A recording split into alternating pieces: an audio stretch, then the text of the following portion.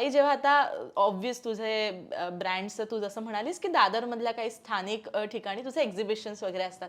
लोकं येत असतील, त्या स्त्रियांच्या प्रतिक्रिया असतील. काय म्हणजे प्रतिक्रिया असतात? एखादी अशी मजेशीर प्रतिक्रिया आठवतेय का? खूप वाईट प्रतिक्रिया असतात. बरं.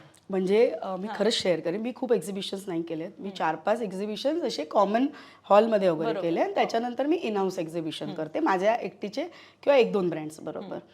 तर सुरुवातीला जेव्हा मी म्हटल्याप्रमाणे 2021-22ला मी स्वैरा एंटरप्राइजेस जेव्हा लॉन्च केलं होतं बनारसी साडीज, तेव्हा माझं एक गोष्ट क्लिअर होती की मला ते लोकांपर्यंत ब्रँड पोचवायचं आहे ना, त्यामुळे मला एक्झिबिशन्स करायलाच पाहिजे. जाऊन मला उभं राहायलाच पाहिजे, मला साड्या विकायलाच पाहिजे. राईट. मी जेव्हा तिकडे एक्झिबिशन्स पहिले 2-3 केले ना, तेव्हा तिकडे लोकांची फार कुजबूज होती किंवा जे गेस्ट म्हणून आलेले, तेव्हा ते असं म्हणाले सगळे की अरे ही का साडी विकते, ही सिद्धार्थ जाधवची बायको आहे, हिला साडी विकायची काय गरज आहे, म्हणजे काय प्रॉब्लेम आहे का फायनान्शियली, एवढं हिला आता काय असं. बरोबर. तर ना मी पुन्हा म्हटल्याप्रमाणे ना की आपण सगळ्यांचं ऐकून घ्यायचं, आपण ठरवायचं. तर मी ते ऐकल्यानंतर मला वाईट वाटलं होतं. पण ते जर मला वाईट वाटलं असतं आणि मी तो ब्रँड पुढे नेला नसता तर आज मी इथे नसते. त्यामुळे ती कुजबूज, ती प्रतिक्रिया माझ्यासाठी खूप वाईट होत्या. मला बऱ्याच जण येऊन बोलल्याही, वाया मला कळालंही की काय गरज आहे, साड्या विकते असं तसं. बट मी पुन्हा म्हटल्याप्रमाणे मला तो ब्रँड लोकांपर्यंत पोचवायचा होता. मी जेवढे एक्झिबिशन्स केले तिकडे मी स्वैराला पोचवलं आणि आज मी अभिमानाने सांगते की स्वैरा एंटरप्राइजेस बाय तृप्ती कॉटेजेस हे मी बऱ्याच ठिकाणी ॲज अ स्पॉन्सर्स म्हणून लोगो देते, वा. जिथे मी स्वैरा आणि तृप्ती दोघांनाही लोकांपर्यंत पोचवण्याचा प्रयत्न करते. सो ते एक्झिबिशन जर मी केलं नसतं, मी विचार केला असता मी सिद्धार्थ जाधवची बायको आहे, मी कसं काय साड्या विकू शकते, हे होऊ शकत नाही. जर मी त्या ह्याच्यामध्ये राहिले असते तर आज मी तृप्ती अक्कलवर झालेच नसते. पण तो लोगो का मी हे बोलणार, ते बोलणार. त्यामुळे हो, प्रतिक्रिया मला आजही आठवतात आणि मी नाव नाही घेणार. माझ्या पहिल्या एक्झिबिशनला एक खूप मोठ्या व्यक्ती आहेत, त्या आलेल्या ओपनिंग म्हणून. त्या जेव्हा त्यांनी माझा स्टॉल बघितला होता तेव्हा त्यांनीही चर्चा केली होती की अरे काय स्टॉल, असं काय साड्यांचा स्टॉल, काय गरज आहे असं तसं. पण मी कोणाला एक्सप्लेनेशन नाही द्यायला गेले ग. मी म्हटलं, ठीक आहे. खरी गोष्ट. आणि तुम्ही कुजबुजीचा उल्लेख केलात. आपण सोशल मीडियावर सोशल आता खूप आहोत आणि तिथे सुद्धा ट्रोलिंग असेल किंवा अशा कमेंट्स किंवा अफवा, म्हणजे तुमच्याबद्दल किंवा तुमच्या पर्सनल लाईफबद्दल पण बऱ्याच अफवा समाज माध्यमांमध्ये मोठ्या प्रमाणात फिरत होत्या. कसं टॅकल केलं त्या गोष्टींना? की म्हणजे काही फरक पडला नाही. नाही? मी तुला एक गोष्ट सांगू, मला आजपर्यंत या गोष्टीबद्दल माझ्याशी डायरेक्ट कोण अप्रोच झालेला नाही आहे. बरोबर. त्याचं एकच कारण आहे ना की मी फालतू प्रश्नांची उत्तरच देत नाही.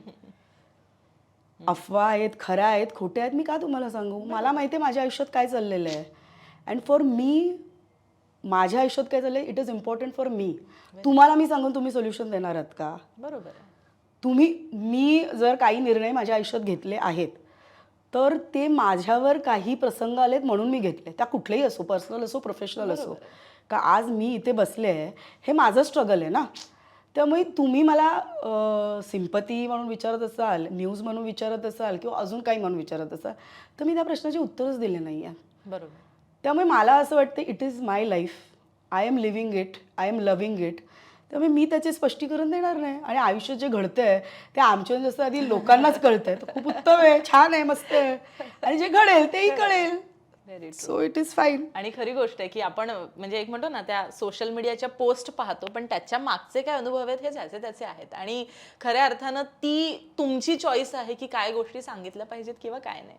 खरं अगदी आता आपण उत्तरार्धात येतोय. पण आता हे सगळं करताना आम्ही म्हणजे सिद्धार्थ जाधव यांच्या पण सोशल मीडियावर पाहतो की त्यांनी स्टोरी टाकून तुमचं कौतुक केलंय की प्राऊड ऑफ यू वगैरे टाकलंय. सो आता या सगळ्याकडे ते कसे बघतात किंवा काय त्यांचे विचार आहेत? कसं आहे ना गार्गी, सिद्धू आणि मी, तू म्हणशील ना, नवरा बायकोपेक्षा आम्ही फ्रेंड्स जास्त होतो. आणि आम्ही लग्न करायच्या आधीही मित्रमैत्रिणी होतो. म्हणजे साधारण मला वाटतं मी ग्रॅज्युएशन करत होते तेव्हा आमची ओळख झालेली, म्हणजे 20 वर्षाची होते मी. त्यामुळे आमचं स्ट्रगल म्हणजे कसं माहिती आहे का, आम्ही प्लॅटफॉर्मवर बसून दोघं डिसाईड करायचो की आपल्याला आपलं आयुष्य पुढे कसं न्यायचं आहे. म्हणजे मला बिझनेसेस काढायचं हे त्याला माहिती होतं, त्याला एक सक्सेसफुल ॲक्टर व्हायचं हे मला माहिती होतं. तर ते ना, तो एक वेगळाच कनेक्ट आहे. म्हणजे आज आम्ही आयुष्यात कुठेही असू, काही असलं ना तरी माझ्या सक्सेसवर त्याला आनंद होईल आणि त्याच्या सक्सेसवर मला आनंद होईल. आज मला बरेच वेळा माहिती नसतं की तो काय करतोय, त्याचं काय चाललेलं आहे, पण त्याचा मी मटका किंग बघितलो होतो तेव्हा मला खूप आनंद झाला होता. मी त्याला म्हणाले की खूप छान झाली आहे सिरीज, असं तसं. म्हणजे मी आता त्याचं काही बघत नाही म्हणून मला अर्ध्यापेक्षा जास्त गोष्टी माहिती नसतात.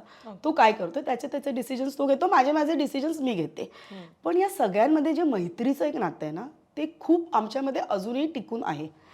त्यामुळे त्यांनी ती तृप्ती कॉटेजेस जेव्हा लॉन्च झालेलं तेव्हा त्यांनी ती स्टोरी टाकली होती, कारण त्याला ते माहिती होतं की माझे ड्रीम्स काय होते.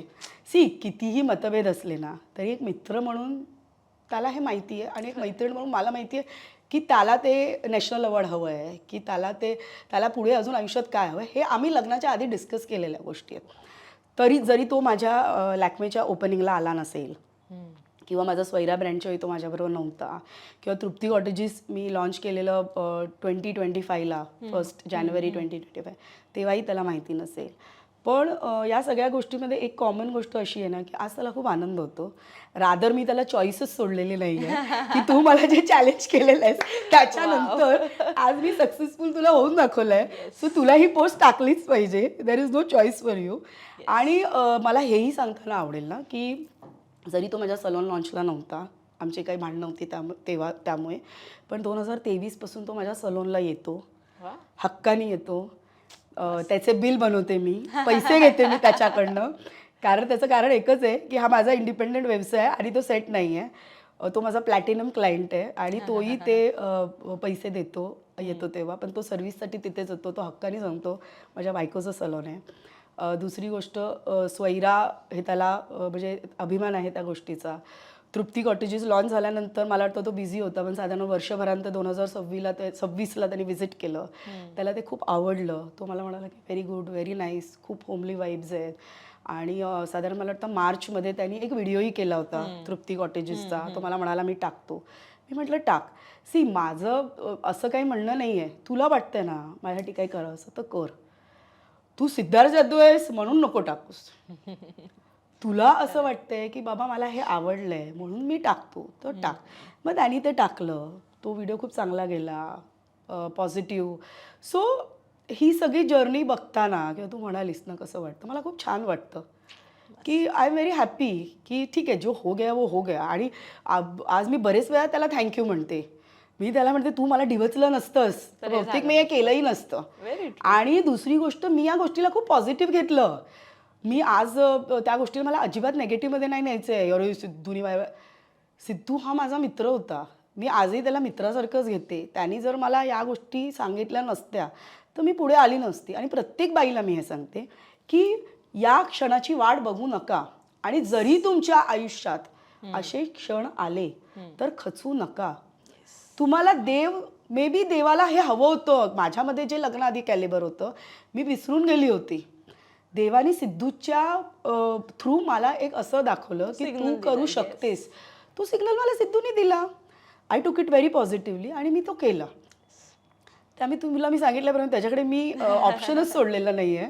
आता त्याला ते सांगावंच लागेल की हा माझ्या बायकोने 3 बिझनेसेस लॉन्च केलेले आहेत.